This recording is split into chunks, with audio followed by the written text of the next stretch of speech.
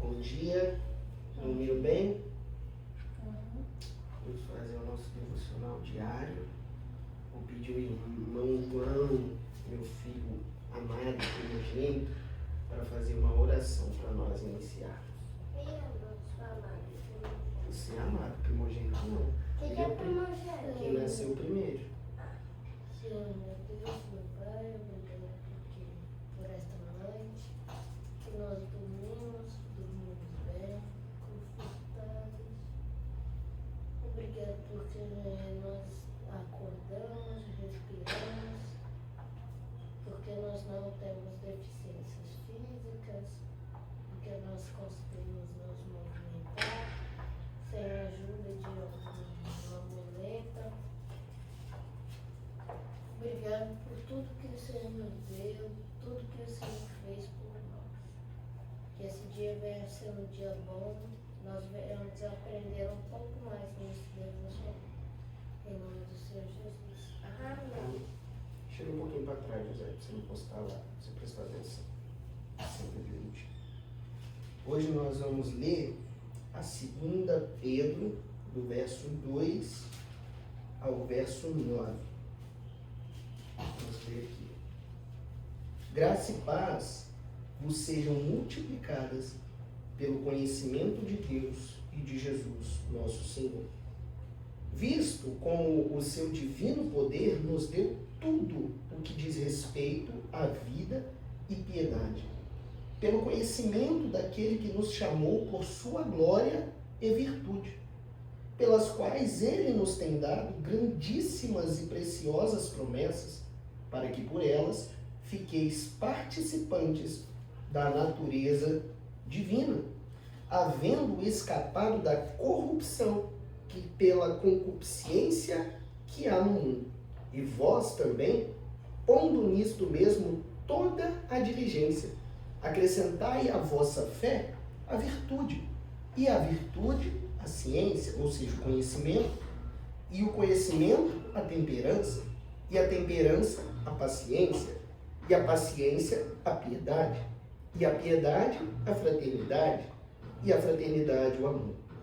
Porque se em vós houver e aumentarem estas coisas, não vos ficarão ociosos, nem estéreis no conhecimento de nosso Senhor Jesus Cristo. Pois aquele em que não há estas coisas é como se fosse cego, nada vê ao longe, havendo-se esquecido da purificação dos seus antigos pecados. Nós sabemos que toda a humanidade, ela é caída. Caída em quê? Em pecado. Todos pecaram e todos estão destituídos da glória de Deus.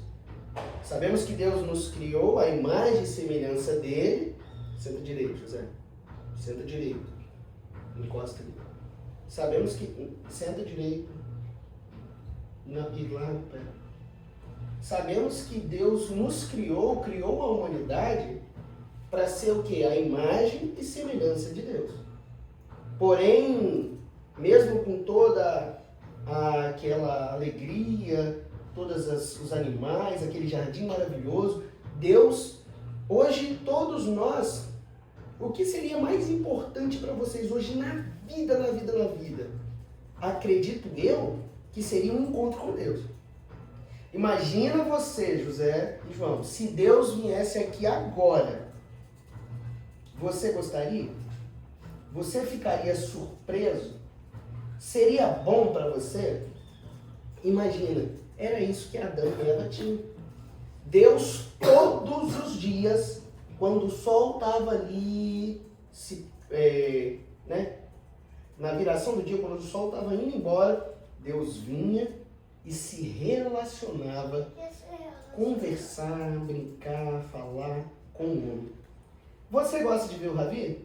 É uma pessoa muito estimada, é o seu tio, né? Tem a mesma idade, vocês brincam, vocês se relacionam.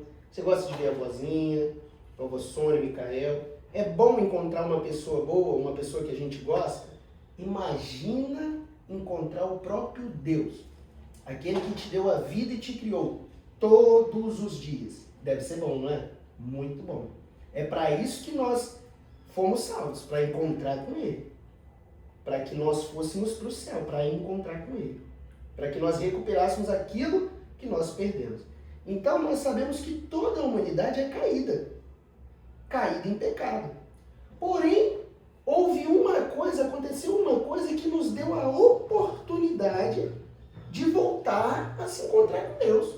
O que aconteceu no mundo que deu essa oportunidade para mim, para você, para o José, para sua mãe? O que aconteceu? Não sabe, João? Está aqui, ó, no verso 2. Pelo conhecimento de Deus e de Jesus, nosso Senhor, visto como o seu divino poder nos deu tudo o que diz respeito à vida e piedade, pelo conhecimento daquele que nos chamou por sua glória e virtude, pelas quais ele nos tem dado grandíssimas e preciosas promessas, que por elas fiqueis participante da natureza divina, havendo escapado da corrupção, da concupiscência que há no mundo, através de quem que nós viramos participantes da natureza divina de Jesus Cristo. Jesus veio na terra, morreu por nós, morreu pelos nossos pecados, sofreu morte de cruz, foi moído, foi cuspido, apanhou, machucado, bateram nele. Para quê? Para que nós fôssemos participantes da natureza divina. Para que nós fôssemos chamados filhos de Deus. Como nós ouvimos a pregação ontem. Chegará um dia que ele vai falar o quê? Vinde a mim, benditos de meu Pai. Pois tome posse do reino que foi preparado para vós antes da fundação do mundo. Ou seja, nós por Jesus Cristo alcançamos perdão, alcançamos graça, alcançamos a vida eterna. E agora acabou? A gente não precisa fazer nada? A gente pode ir viver a vida do jeito que a gente quer? Ué, mas Jesus não já salvou a gente? É isso que nós vamos ler agora. No verso 5. E vós também, vós quem? Vocês, nós, aqueles que fomos salvos por Cristo, aquele que nós temos fé.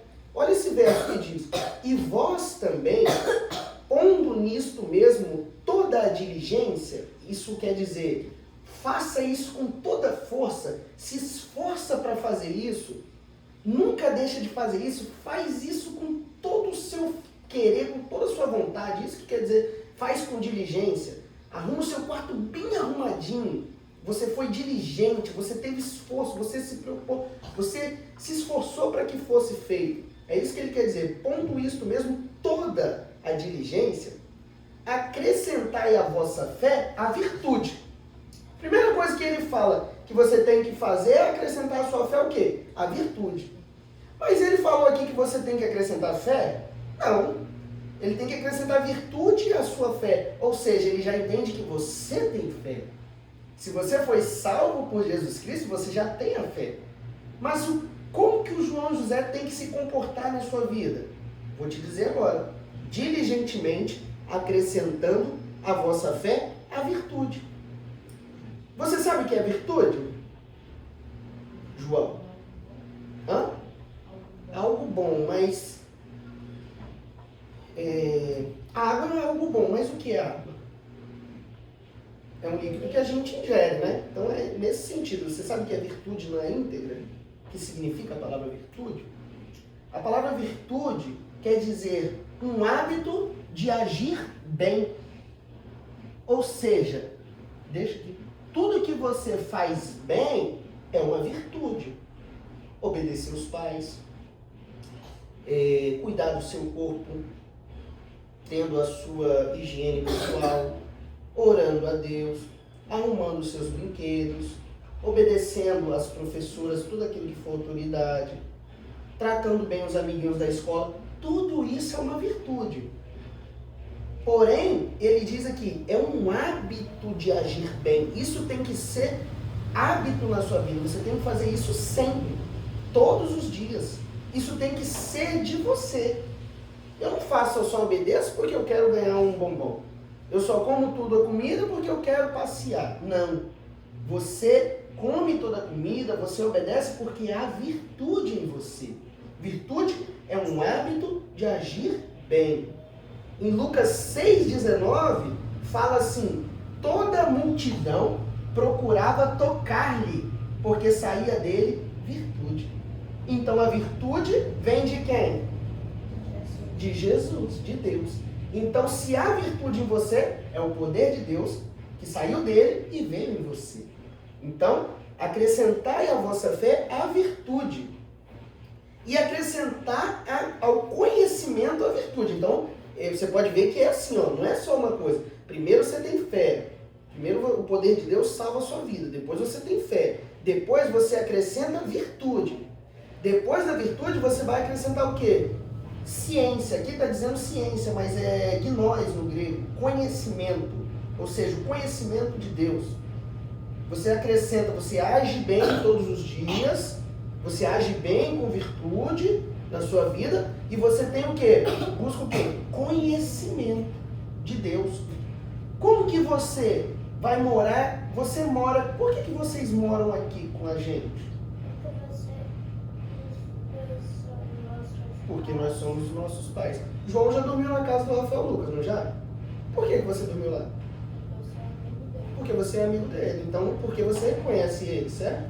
Você pode dormir naquele apartamento ali? Por quê? Porque você não conhece eles, né? Como que você vai morar no céu se você não conhecer a Deus? Aquele que é dono do céu. Aquele que é dono daquilo lá, do lugar, do reino preparado por você. Então, você vai, através da sua fé, acrescentar virtude, e depois da virtude você vai acrescentar conhecimento de Deus. Em Oséias 4,6 diz: o meu povo foi destruído porque lhe faltou conhecimento. Nós precisamos conhecer a Deus. Conhecer a Deus diariamente. Deus, ele é um Deus, a gente vê isso nas Escrituras, que ele se revela gradualmente. Ele não chega lá para Abraão, lá para Isaías e já apresenta, Jesus já chega, não. Ele vem o que? Através das profecias, através da revelação da palavra, ele vem se revelando a nós gradualmente. Então, não é como José disse agora, eu já conheço a Deus. Ele conhece a Deus agora, beleza, mas amanhã ele tem que conhecer mais. E amanhã, e depois. Por quê? Deus é eterno. Oxalá que nós conhecêssemos Deus em sua plenitude, nós não vamos conhecer Deus. Tem coisas que nós nunca vamos conhecer. Deus é eterno. Deus é além do conhecimento. Ele não teve início, não teve fim. Mas nós temos que procurar o conhecimento de Deus. Por quê? Para que nós não sejamos destruídos. Olha em Oséias 4,6, o meu povo. Ou seja, ele não fala os ímpios, ele não fala os pecadores, ele fala o meu povo. Os cristãos, aquele que é o povo de Deus, foi destruído porque lhe faltou conhecimento. E acaba por aí? Não. Virtude, conhecimento.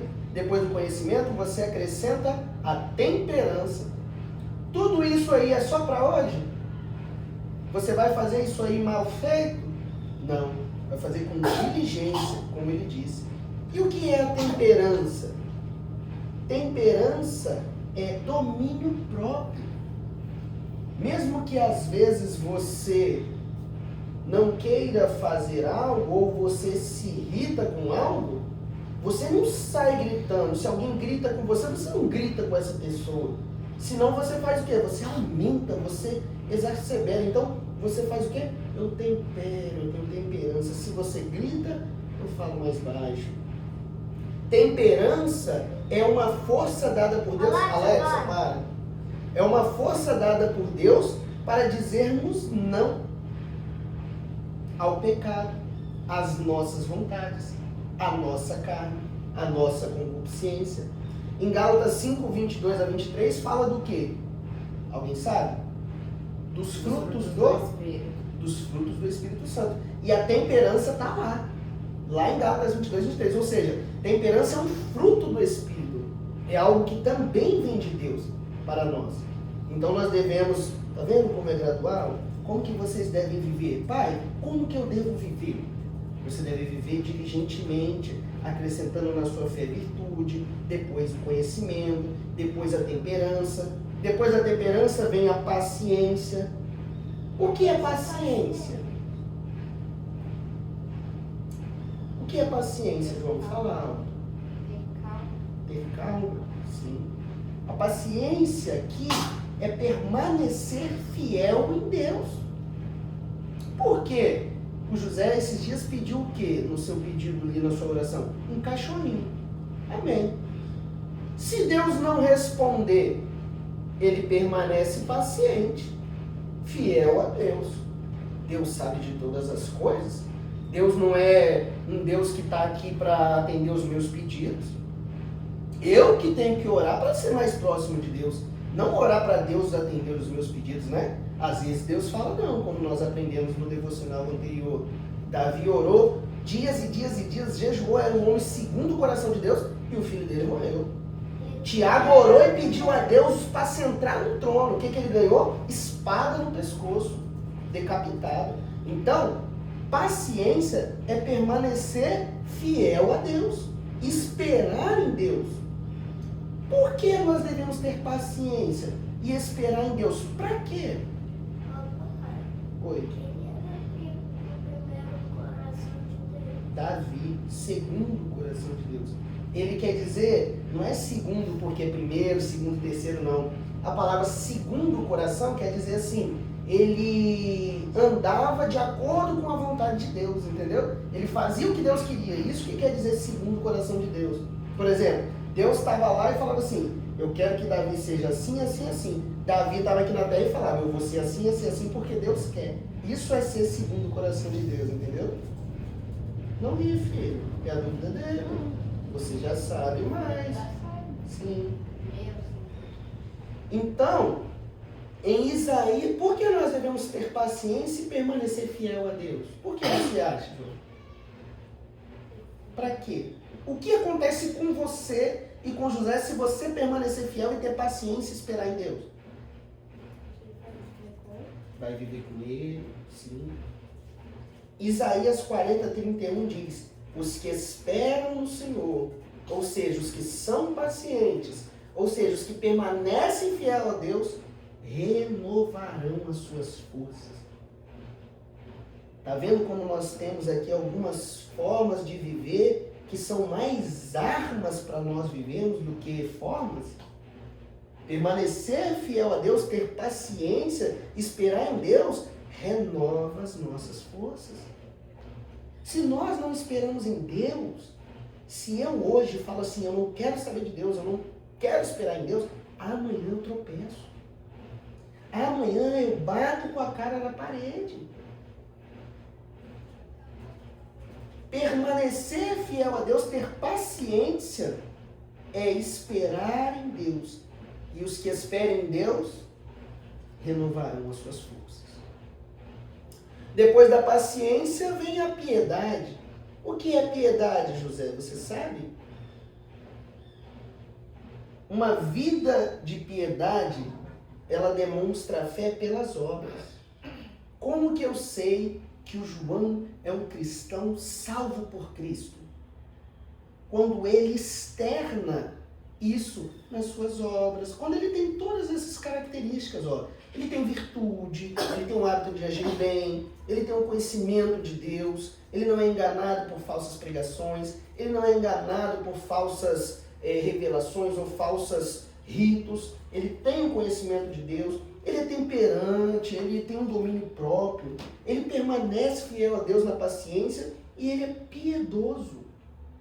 É impossível uma pessoa ruim que não ajuda o próximo, que não fica triste com a tristeza do próximo, que não ajuda o amiguinho na tarefa da escola, que não gosta dos professores, que desobedece os pais, ser um cristão ou ser salvo. É impossível. Quando nós somos salvos, nós somos piedosos. Nós devemos ter uma vida de piedade, demonstrada através do quê? Da fé.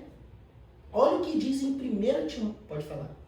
Mas lá na minha sala não pode ajudar o coleguinha. Não pode ajudar na sala, no dever. mas talvez se o coleguinha tropeça na escada, você pode levantar ele.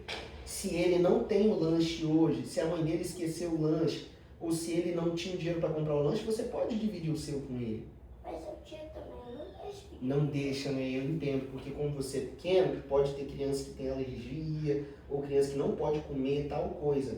Mas o Tem um menino que não pode comer corante lá. Então, por isso que ela não deixa compartilhar o lanche. Mas o que importa para Deus é a intenção do seu coração. Então nós temos que andar em piedade. Olha o que diz em 1 Timóteo 3,16. Grande é o mistério da piedade. Deus se manifestou em piedade em carne. Ou seja, Deus teve piedade de nós. Se Deus não tivesse piedade de nós, nós estaríamos no inferno. Nós estaríamos condenados. Mas ele fez o quê? Se manifestou em carne, ele se fez homem. O homem Deus deixou toda a sua glória, todo o seu esplendor e se fez carne. Por quê? Por piedade a nós. E a piedade dele foi externada nas obras. Ele salvou, ele curou, ele morreu na cruz por piedade de nós. Então, olha só, hein? Vou ler de novo versos 5, 6 e 7. E vós também, pondo nisto mesmo toda a diligência, acrescentai à vossa fé a virtude, e a virtude o conhecimento, e o conhecimento a temperança, e a temperança a paciência, e a paciência a piedade, e a fraternidade o amor. Acho que você estava lá. Então, o cristão, quando ele é salvo, ele tem essas características. E depois da piedade vem o quê? O amor. Quem é o amor? Jesus. Deus é o amor. Jesus é o amor. Deus amou o mundo de tal maneira que deu seu Filho unigênito para que todo aquele que nele crê não pereça, mas tenha vida eterna. Então, Jesus é o amor. Nós devemos ter Jesus em nosso coração. Tem uma passagem, eu não lembro qual aqui, mas que diz assim: ainda que você, João ou José, ele não fala os seus nomes, lógico, mas eu estou falando isso, ó, ainda João, José, que você falasse a língua dos anjos, se não tivesse amor, de nada seria. Ainda que você fosse a pessoa mais inteligente desse mundo, mais rica desse mundo, a criança prodígio, que sabe tudo, que obedece tudo, que come tudo certinho, que faz tudo certinho. Se você não tivesse o amor, de nada você seria. O amor é Deus. Se nós não temos amor, nós não temos Deus. Fala. Qual é a língua dos anjos? Eu não sei qual é a língua dos anjos, filho. O escritor ele usa essa comparação porque ele vê que a língua dos anjos é algo assim divino, é algo extraordinário, é algo que nós não falamos porque nós somos homens. Não existe falar a língua dos anjos porque nós somos homens. Então ele usa essa expressão para você ver tamanha importância do amor, né? Então ele fala assim, bom, você já viu a língua dos anjos? Você já viu um anjo? Então, mesmo que você visse ou que você falasse como um anjo, se você não tivesse amor, de nada valeria. É isso que ele quer dizer. O que importa aqui é o amor, né? Então, que nós tenhamos o amor. Vocês têm que ter o amor. O amor por almas, o amor por Cristo, o amor por vocês mesmos, o amor pelos pais. Vocês têm que externar o amor. Olha o verso 8. Porque se em vós, se vocês tiverem e aumentarem estas coisas, não vos deixarão ansiosos. Ou seja, se você não tem essas coisas, você se preocupa todo dia. O que eu vou comer? O que eu vou vestir? Para onde que eu vou? Eu só fico triste. Eu levanto brigando com meu irmão. Eu levanto nervoso porque tenho que lavar o rosto. Eu levanto nervoso porque tenho que tomar café ou porque tenho que almoçar, arrumar minha bolsa de escola. Se você não tem essas coisas. Mas se você tem essas coisas, ele diz aqui, não vos deixarão ansiosos. Ou seja, você levanta naturalmente. Senta, José. Senta, José. Nós agimos naturalmente. Naturalmente. Porque essas características nos permitem viver tranquilos, em paz em Cristo. né? E o verso 9, pois aquele em quem não há estas coisas é cego, nada vendo ao longe, havendo-se esquecido da purificação dos seus antigos pecados. Quem purificou os nossos pecados? Jesus. Então, se ele fala aqui que havendo-se esquecido da purificação dos seus antigos pecados, ele se esqueceu de quem? De Jesus. Então, quem não tem essas características é como um cego. Ele é cego. Ele não enxerga, ele não vê nada ao longe, porque ele esqueceu de Jesus. Ele esqueceu da purificação dos seus pecados. Então, que vocês possam ser cristãos que possuem a fé e que acrescentam estas coisas à fé de vocês: a virtude, o conhecimento, a temperança, a paciência, piedade, fraternidade e o amor.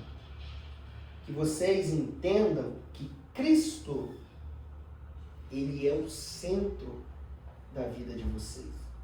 Nada mais importa hoje para vocês senão Cristo.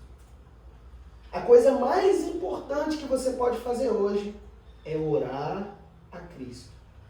É buscar Cristo.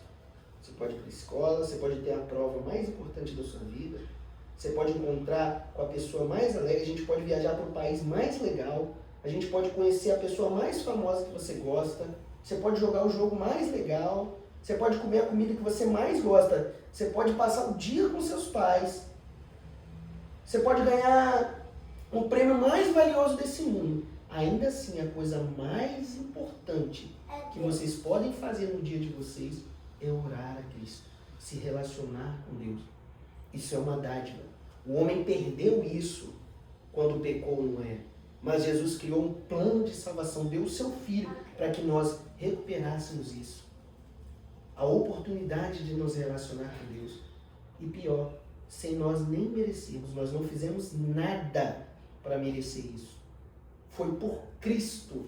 Ele que tinha essas características aqui, ele que é virtuoso, que tem todo o conhecimento, é temperante, tem paciência, ele é piedoso, morreu naquela cruz para que nós pudéssemos ter vida. Amém? Vou orar por vocês. Senhor Deus, eterno Pai, sabemos que o Teu Espírito Santo está em nossos corações, está em nosso meio e nossa consciência. Mas eu peço a Ti, ó Deus, que manifeste o Teu poder na vida do João, na vida do José, que o Senhor manifeste a Tua graça, a Tua misericórdia, que eles entendam desde já, ó Deus, que o Senhor Jesus é tudo na vida deles. Tudo que eles precisarem, que eles recorram a Ti. Que eles entendam, tenham fé no Senhor Jesus e acrescentem essas características na fé deles. Que eles tenham virtude, sejam homens virtuosos, crianças, adolescentes, jovens virtuosos, que em todo o processo de crescimento deles, eles venham confiar em Ti, ser pacientes, esperar em Deus, em tudo, em seus namoros, em seus casamentos, em suas profissões, em seus relacionamentos com amigos, com primos, em tudo aquilo que eles desejarem em seu coração, que eles sejam pacientes, confiando em Deus, na providência. Nós sabemos que todas as coisas cooperam para o bem daqueles que amam a Deus. Se eles passarem algumas dificuldades, que eles venham permanecer fiel a Deus. Que eles venham, ó Deus, servir a Cristo, amar o próximo e entregar a vida deles de todo o coração.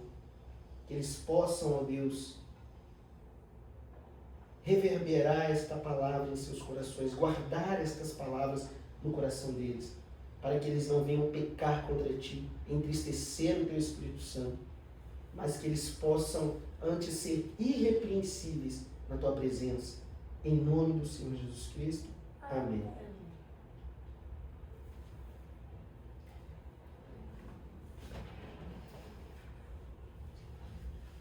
Depois dos portões eu vi. Praia?